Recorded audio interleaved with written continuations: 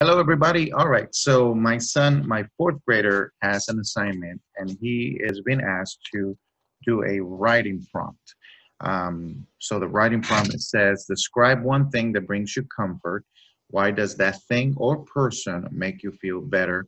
And when you are worried and anxious. So I'm using this depth and complexity icon, which is the details. And what I want to do is I want to show you how I'm helping him brainstorm because of course that starting conversation, I don't know what brings me comfort. I don't know what helps me when I'm anxious. So what we have to do is just kind of take it step by step. So let me show you this real quick. All right, so we already kind of got started, and so that's why I wanted to get this video real quick, because what I want to show you is that right in the middle, again, we're looking at the details flower. Right in the middle, I put the word comfort. And so I began to have this conversation with him. Okay, Joah, what are some of the things that bring you comfort? And of course, he started with something very basic. Sleeping brings me comfort. But then as you begin to just kind of almost like an interview, kind of get the deeper, going deeper with his thinking, we also talked about specifically, well, when you're sleeping is because of that blanket. That blanket brings you comfort. It's warm, it's fuzzy.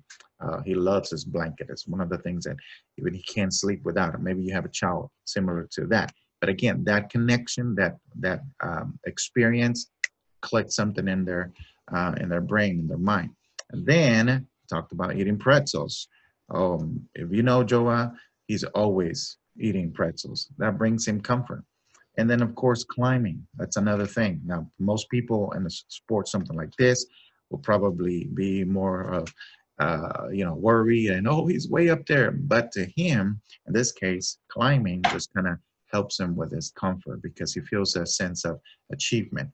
And so from here, we can also add more details to this. So, for example, why does climbing help you out? And you feel a sense of success when you're up there. The blanket because of how he feels. And so what we're doing is essentially we are building our story as we are organizing it. So I'm asking, what's another thing that brings you comfort, Joah?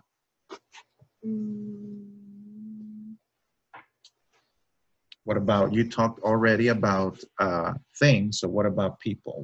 Who is a person that brings you comfort? My mom. Ah, mom. Interesting how he said mom and not dad.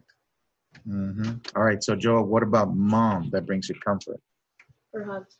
Ah, her hugs. And then watch this, parents. What about her hugs that brings you comfort?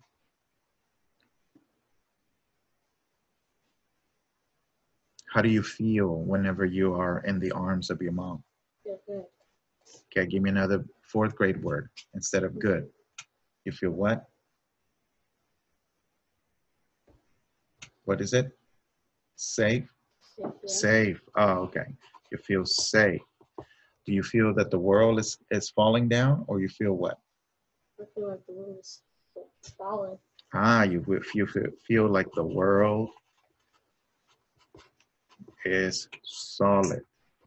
All right, parents. So after having our conversation together, we looked at all of the options, the things, and some people. He said his cousin, his baby cousin Uriah, he has a cute smile.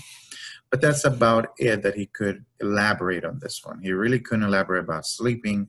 Even though he loves pretzels, he really couldn't give anything else other than, what did you say? They're salty? Yeah. And that's it. So, but look at the blanket, the climbing, and mom pedal.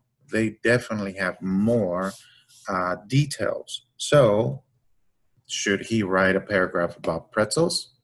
No, he's not going to have a lot of details too, and that's when students kind of get that writer's block where I don't know what else to write about. Is he going to talk about sleeping? No, there's no details. Is he going to talk about his cousin? He could, but eventually he's going to get stuck because there's no more details about them. But there's definitely several details which these can turn into single sentences. Climbing, again, he has a good 3 or 4 sentences there. And then, of course, add a little bit more of a detail. And then about his blanket. So 1, 2, 3. Those could be his 3 paragraphs that he can start off when he's writing. A good introduction, and then 3 paragraphs and a good conclusion, and he'll be done with his writing prompt. And this is just an idea, a good way for you to help your child when they're stuck in writing a writing prompt for 4th grade or any grade level.